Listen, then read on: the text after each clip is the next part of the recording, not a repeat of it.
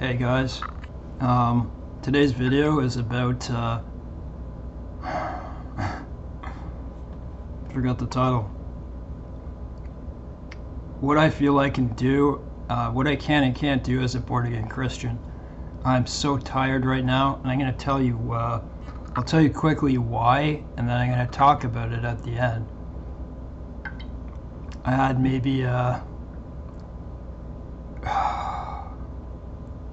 3 hours, 4 hours most at sleep because I was attacked by sleep paralysis. And I'm going to read some stuff at the end.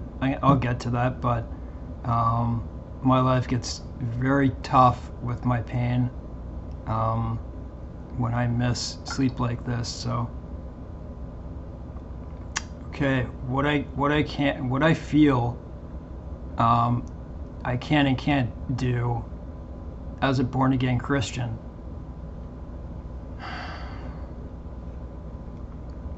I've watched other videos of people. I don't know if you've seen videos of people deconstructing. I don't know if you've seen that. People who are renouncing their Christian faiths and you know, a lot of them say they were born again, but if they were born again, clearly they wouldn't be deconstructing. That's just my opinion. That's just my opinion.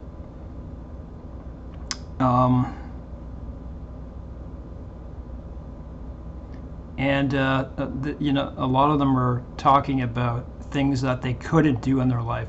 So I'm going to draw some distinctions and stuff like that the best I can in this. So I made a list. So this is, I don't know how many points I made, but let me see here. How many did I make? And believe me, I could make a lot more than this. 15 points. So I'll talk about this first, though. So I need to bring this up for obvious reasons, and many will agree.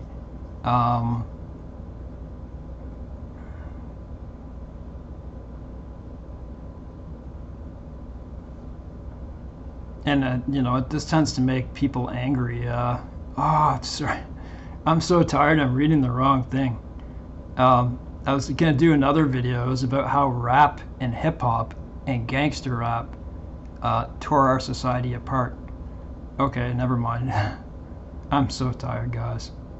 Please pray for me. I got attacked by sleep paralysis. It's very infrequent that I do, and I'll get to that at the end. I don't know about you, but I'm forever grateful for this life, no matter what has happened to me in my life. Like right now, I feel like hell. You see, I led a bad life. I had bad experiences with drugs, sex, alcohol, and I was in a lot of mischief when I was a teenager. We all take different pathways and come to different conclusions for various reasons. Take, for instance, someone who did drugs and alcohol all their life and woke up every morning wondering what they had done the previous night. I suffer with a disorder. It's a milder form of bipolar disorder. It's called cyclical disorder. And drugs and alcohol tended to make me, sometimes they'd make me black out for 2 weeks. 2 weeks at a time. I'd wake up after 2 weeks wondering what had happened. I went places I had no business being. I had a bad life. Let's just say that. It wasn't all bad, but I did have a bad life. On the other hand, what if someone came into this from no bad life experiences, or maybe something like every one of us experiences, like a brother, sister, mother, father, grandfather, grandmother who was really close to you dying, right? And you start to question things, and then you come to God, right? At those moments, you may find God. Different life circumstances can make the outcome different for each of us. Let's cover some examples in my life. If you didn't go through tough times, my own personal guess, okay, I'm not saying this is everybody, is that this kind of born-again life will be harder for you if you didn't go through hard things in your life, because you'll be tempted easier because you didn't experience first what hell on earth was like. And like I said, that doesn't apply to everyone. I don't want to make it seem like that either. Although I do believe that is probably likely the truth. You go through a lot of bad things, and you see people who used to be into all kinds of stuff and no longer are, and they're completely different.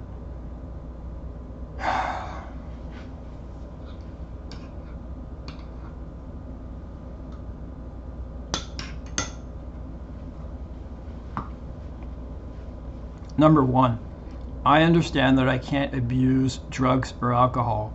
For me, I'm more than glad to follow that because, pardon me,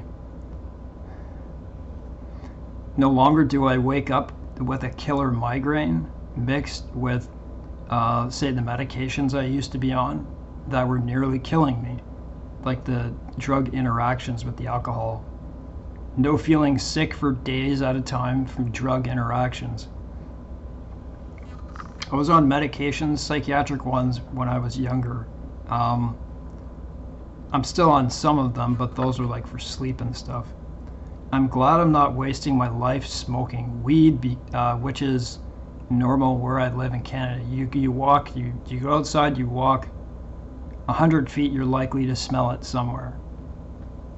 It's a horrible waste of life. I want to face reality and not in some foggy cloud. I'm quite sure while abusing drugs, nobody enters the kingdom of heaven. If that makes you angry, don't get angry at me, get angry at what Paul said. Paul says drunkards do not enter the kingdom of heaven. This is equal to that. Abusing weed is the same as abusing alcohol. If there's, I'm not speaking to people who are in physical pain either, okay? Because I understand. I do believe that God still saves some people who are abusing drugs, smoking cigarettes, doing all that type of stuff, because only God knows your heart, right? Who knows? Maybe you're in a spot where you're fighting hard to try to get out of it.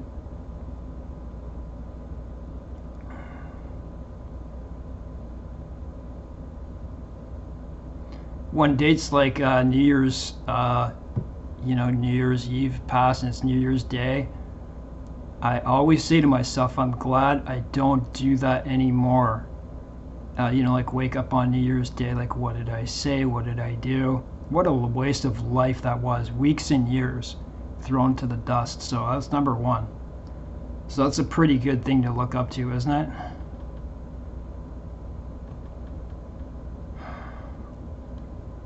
I live a life of acute pain. I'm alone, so my experience may differ from yours.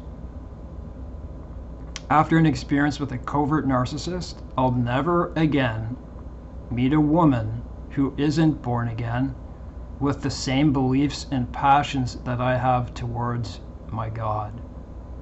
Not even a chance. God is front and center. What does that mean? I will never again be promiscuous as I was throughout my life. Those experiences only bear scars in your soul. And do you not know that your body is the temple of the Spirit? Pardon me.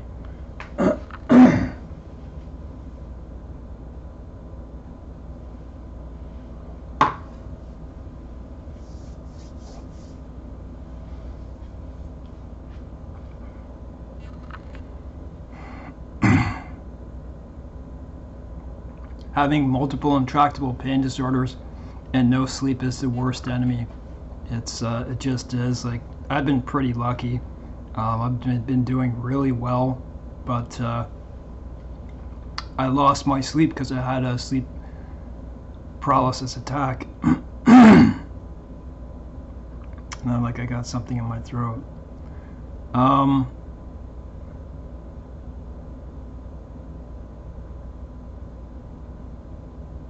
So with that,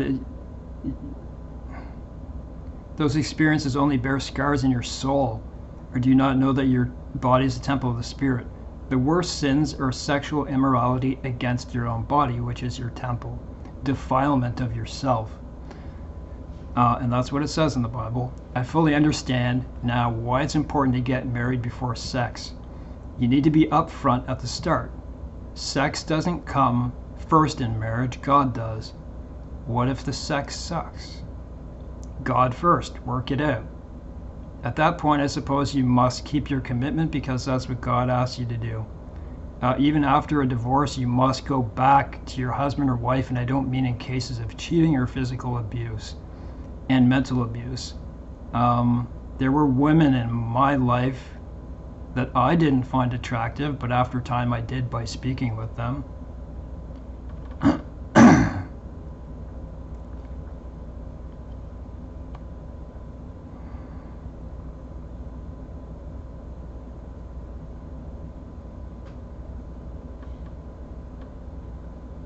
Number 3, if a non-believing friend asks you to go out, should you? This is where a lot of people tend to get this. And so I wanted to make this because I saw a video the other day. And it was about a man saying, I can't do this anymore. You know, I can't go out with my friends. I can't do this and that. And hey, I don't think, well, just listen. If a non-believing friend asks you to go out, should you? I would. But not if the activity went against God, blasphemed God in any way. We lose many friends along the way and face betrayals. I faced betrayals my whole life. I was good to people. And I don't mean like when I was drunk and stuff like that, okay? I mean like I was good to people, and a lot of people took advantage of that. I may have a kidney stone too, I don't know. It just may be no sleep, but wow. If I could magically erase all my pain, I wanted to do this video. I tell you, yeah, if I could magically erase all my pain right now, I still would not want to be around a non-believer for long.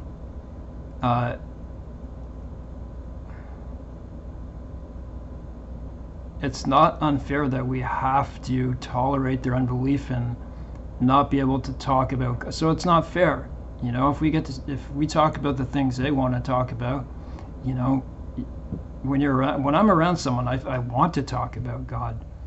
And if you do and you're around a non-believer, it just causes some level of irritability and agitation in the conversation. God is good, and he saved me in more ways than one, so I better conduct myself properly. I honestly can't stand being around conversations that just don't matter. Time-wasting talk, like the same old stuff. You know, like it just feels like some people haven't grown up, you know, you get to that point. Number 4, I don't look to anyone's validation. And my experience with a covert narcissist taught me some of that. The only one I know for certain I can trust is God.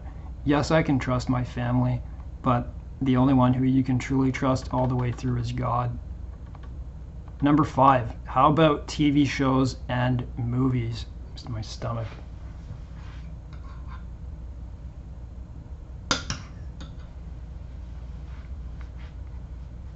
We all know how satanic things are getting. There must be a lot of people waking up because like I don't really watch anything anymore, but I certainly hear about this. What is it, The World Left Behind or whatever it is, and you know, you can see like the 666, you know, the stuff that Obama made there. Like why would you even bother watching that? That's my point. This is made by the former president, or produced.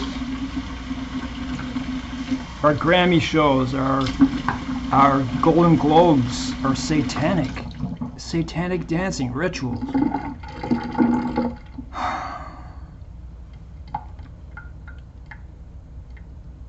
I was a whore. You bear with me, I'm not well, okay?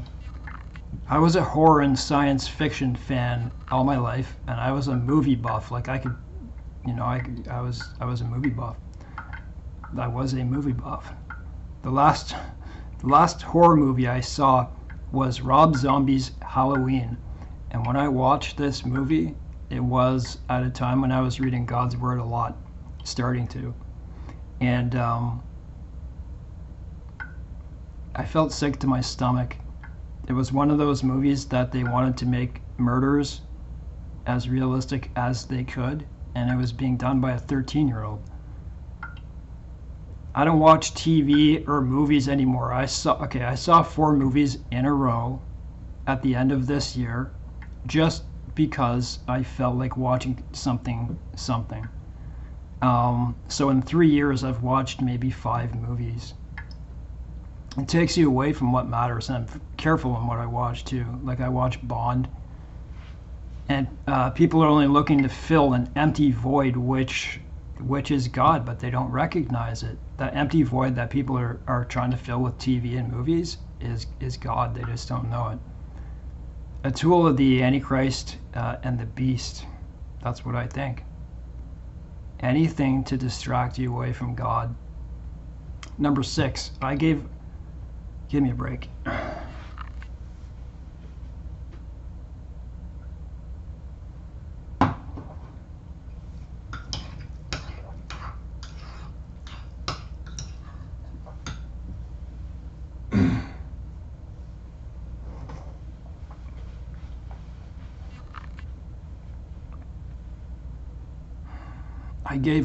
I gave up having sex. But the big one is masturbation, a super weapon. What I mean is a super weapon by stopping. You can even watch science-based evidence. You can look up videos. You constantly masturbate, you're gonna kill any gains. Like you're not gonna have spirit inside of you. Okay, that's what I think. If you feel an urge that's overpowering, call on the name Jesus Christ. You must. I heard other testimonies about this. You'll be attacked while trying to do it further, but as you do it and you get further, those attacks will get further and further apart. Go figure. I wrote this yesterday and then I got attacked. Go figure. There are reasons why I think I got attacked, which I'll tell you in the end. This is what happens if I don't get my sleep. It's pretty bad, man. Like my pain is amplified by at least 40%. It's horrible. Number 7. Why would I give up the peace of God? Number 8. God encamps around those whom he loves. No, it doesn't mean we're invincible, but many good things keep us away from such things. So as long as we follow God's word, hey, I'm not going to be like everyone else. No weapon should formed against us can prosper. Well, when I see Christians in China and India like hiding in forests because their churches are being burned down, don't think that way, but yes, I understand what that means. Like, God will protect you.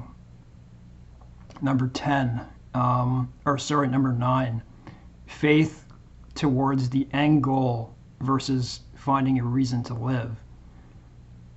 Having faith and being able to look like Abraham did at a goal far away. Faith, I forget the saying in this very moment. Faith is the substance of things not yet seen versus finding a reason to live, right? It's not good to walk around trying to find a reason to live, to find some purpose. Number 10, I'm always looking for ways to make money, but it's not my idol. If you have peace of God, those things may come to you, but if they don't, you know how to deal with it humbly. Being humble, okay, that's another one. God teaches us how to be more humble in life circumstances. Humility is worth all the gold in the world. it's worth more than all the gold in the world. How many truly humble men do you know, or even more so, women? I do believe it's harder to find a born-again woman due to today's image influences, but I may be wrong. Maybe both ways. Can't be even, though. Number 11, music. Wow, right, for this one? For me. What a downer. I have autism and I love music of all kinds, except rap, hip-hop, gangster music. I love heavy metal and rock. I love the sound of a guitar. I really like orchestra, like Hans Zimmer. Slowly I felt convicted not to listen to certain songs, like let's say Alice in Chains' Man in the Box. I willingly stopped if all lyrics with a mention of Jesus, like Jesus Christ Pose from Soundgarden, that type of thing, in any negative way, I just can't do it. It is a downer not to be able to listen to that, but you know, you're in a better spot, right? My stomach, man.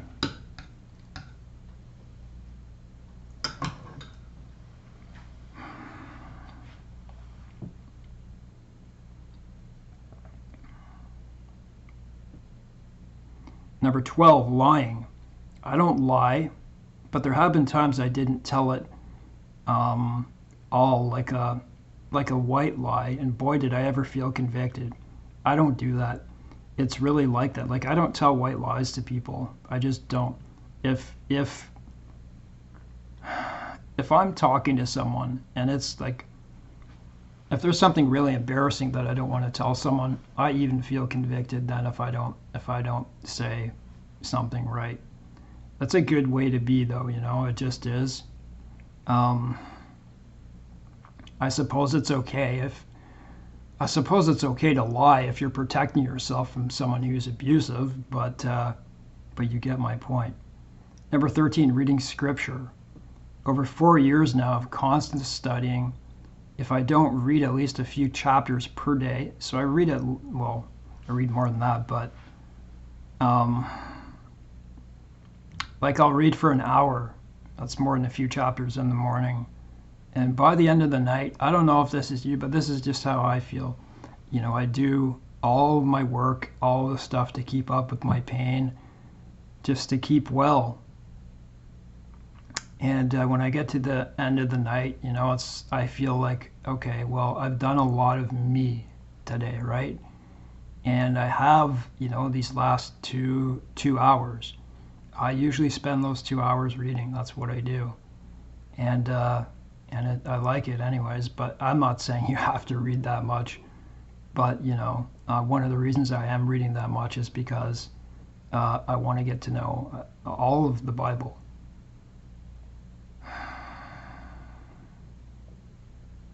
And why wouldn't I want to learn more about him and his character, right? Number 14, if you're truly born again from above, you wake up with a hope in the morning. That's different than worldly hope or despair. So these are a mix of good and things that we can't do anymore. Number 15, when bad or challenging situations arise, you approach it much differently, with more hope and commitment. For me, illness, just like right now, I don't think I'm worse. It's just because I haven't had any sleep.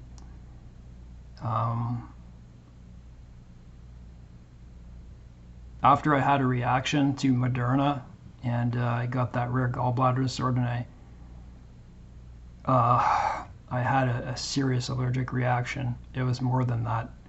I had to go to the hospital 40 times because of that. Because they couldn't figure out, like, it was quite obviously my gallbladder. They press it in, I felt like screaming. But the diagnosis was special. What I found most interesting is this, like they had to do a special scan that they didn't tell me I had to do to find out what was going on. Wherever you go, whatever you do, you act the best you can. You treat the people the best you can, no matter how you feel, and always have that conviction of how Jesus would either look look at you or act himself and to please God. Give me a second. I'm going to talk about what happened to me. That's the end of that. I'm like really sick in my stomach. Could be a kidney stone. Sometimes that happens when these events happen. It triggers it somehow. But I'll just give me a sec.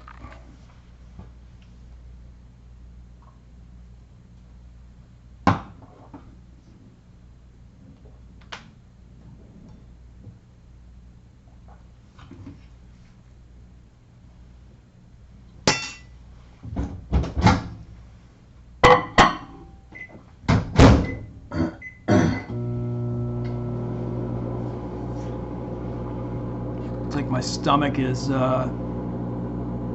severe gastritis. It's always like that, just not this bad, and it's because of what happened, I think. So I went to sleep, and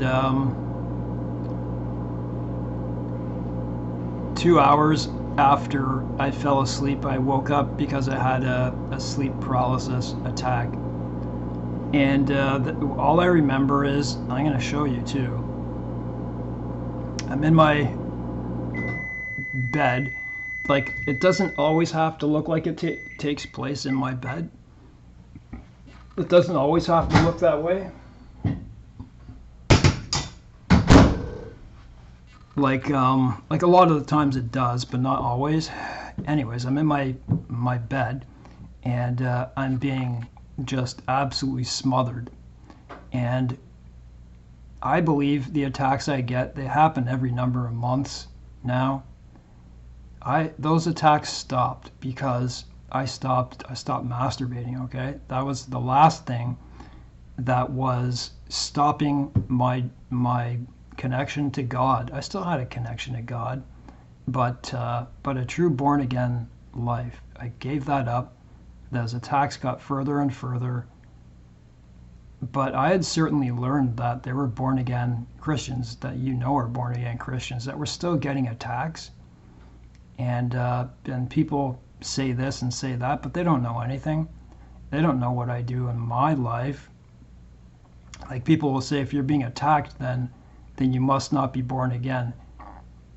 I need you to understand this. This is happening in sleep only. I'm not being attacked during the day. That's not the way it is. I pray about 3 times per day. I read scripture. I don't think it's a waste of time. I like it. I love God. I know what God's done for me in my life. I know what God did I know what Jesus Christ did on the cross. Like, I'm born again, like, I feel convicted of my sins. I know what sin is. So if anyone watches this and thinks that because you're having sleep paralysis doesn't mean you're saved, that's not true. So I just wanted to show this to you.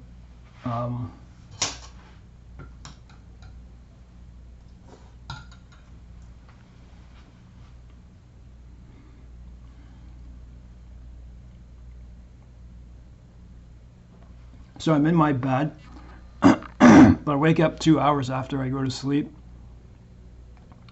and there's a sensation of just being absolutely crushed, and my eyes are open, and I'm looking in my room, and I see something that I don't recognize, and it feels like an evil spirit. That's what it felt like.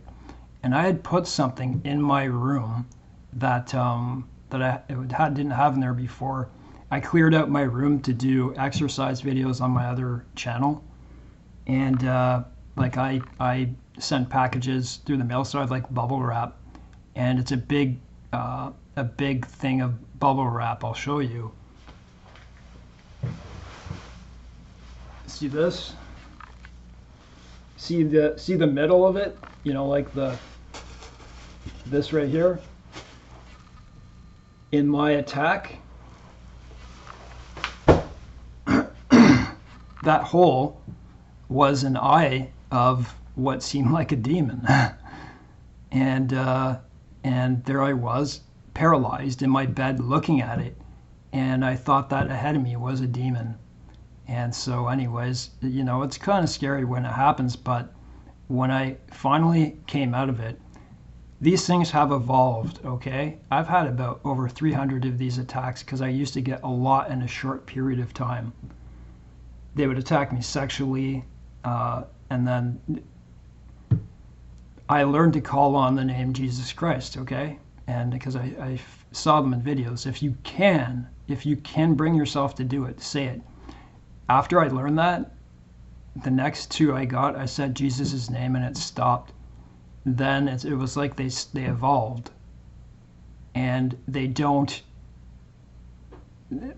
approach me, these demons. They don't approach me in a way that I can do that. Instead, what they do is they like sit on me. They're like trying to crush me to death, like put a blanket over my face type thing. So when I came out of it, I knew what it was right away, and I said, I'm not scared. And just like the previous time, I'm going to go back into it. And when I go back into it, I'm going to say Jesus Christ. And I was so tired that I was able to go back into it.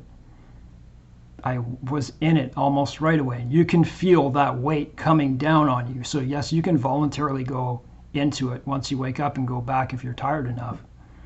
And I couldn't say his name, but I couldn't say it, but I could think it. And then it stopped and I got out of it.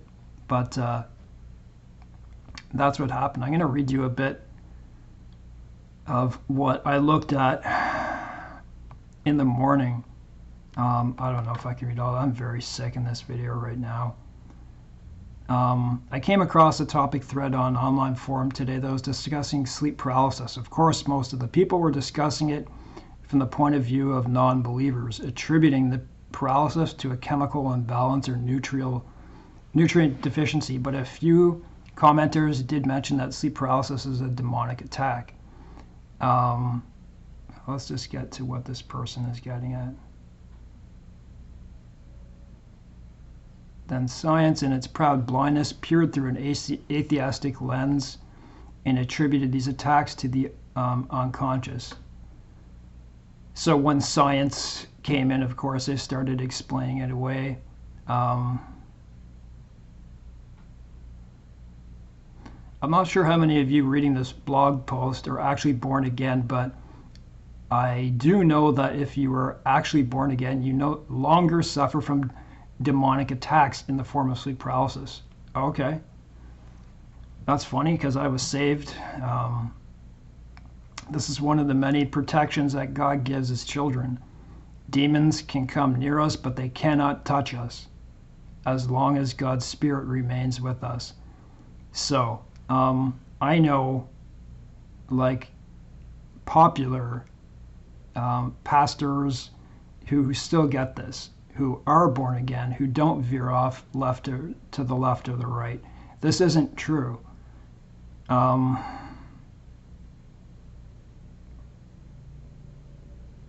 You can be attacked if you're, okay, number one, you can be attacked if you're doing something good or bad.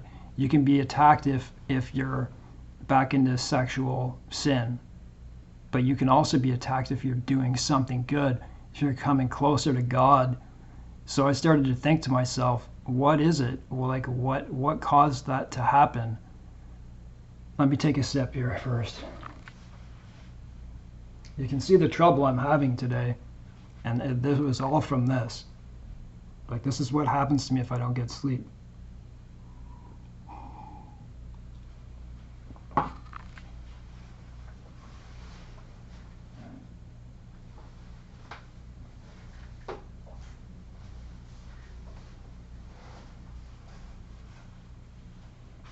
What was it?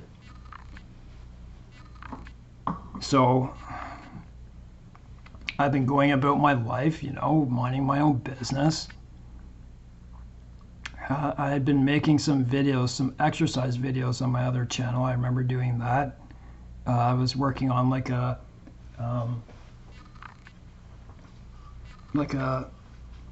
trying to make a table post. I'm just screwing around with this, but doing that at the end of my night, I read the Bible for like 2 hours. And like right before going to bed, I was playing videos. What was I playing? I was playing videos about people deconstructing, and I wanted to hear why they were deconstructing. And so I heard one guy's thing, and I don't usually listen to videos like this. And he gave his explanation, and he seemed like a pretty good guy. And so I finished that, and I went to bed. And as I went to bed, I prayed for him. That's exactly what I did. And as I'm laying in bed, that's the best spot where I can speak to God. And I say my usual stuff to him, and then bam, 2 hours after falling asleep, I had that. So for people to say that you don't get sleep paralysis today when you're born again is wrong. That's just my opinion. So thanks for watching this video, and you know what, please say a prayer for me. I'm not well. I don't like showing how unwell I am in videos, but I wanted to get this across nonetheless. 15 points. God bless.